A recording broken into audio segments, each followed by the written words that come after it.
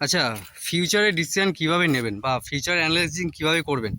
দেখুন, ফিউচারে অ্যানালাইজিং করতে যে কোনো মানুষের ক্ষেত্রে বা আপনার জীবনে হোক, নর্মালি যে ক্ষেত্রে হবে এটা দুটো ব্যাপার আছে। একটা হচ্ছে নর্মাল, একটা হচ্ছে অ্যাকচুয়াল।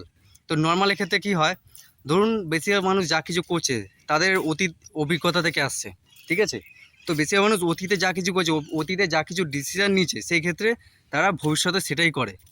ওকে, বা সেরকমই কাজকর্ম করে। কিন্তু অ্যাকচুয়ালি ব্যাপার যদি আপনি দেখেন, তাহলে আমার ক্ষেত্রে যেটা আমি মনে করি, ফিউচারকে প্রেডিক্ট যদি করতে হয়, আপনার বর্তমানকে আগে বুঝতে হবে।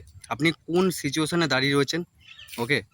বর্তমান সিচুয়েশনটাকে দেখুন এবং এর নেক্সট 5 ইয়ার্স 10 ইয়ার্স কী পরিণতি হতে পারে, ঠিক আছে? চ্যাট জিপিটি আছে, জেমিনি আছে। আপনার যে আইডিয়া, যা কিছু ডিসিশন নেওয়ার আগে আগে চ্যাট জিপিটি বা জেমিনিকে এটাকে ইনপুট দিন, ওটাকে অ্যাপ্লাই করুন, ওটাকে সাজেশান চান, দেখবেন অটোমেটিকলি ও ফিউচার সম্বন্ধে মেবি একটা ইঙ্গিত দিতে পারে।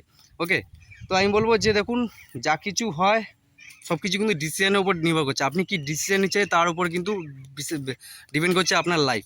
তো ছোটো ছোটো ডিসিশন হোক বা বড়ো কোনো ডিসিশন হোক, খুব বুঝে শুনে সেটাকে অ্যাপ্লাই করবেন বা নেবেন, ডিসিশনটা নেবেন। ওকে, ডিসিশন একটা বড় একটা বিষয় জীবনে, সে ছোটো ডিসিশন হোক বা বড় ডিসিশন হোক, সেটা বুঝে শুনে নেবেন।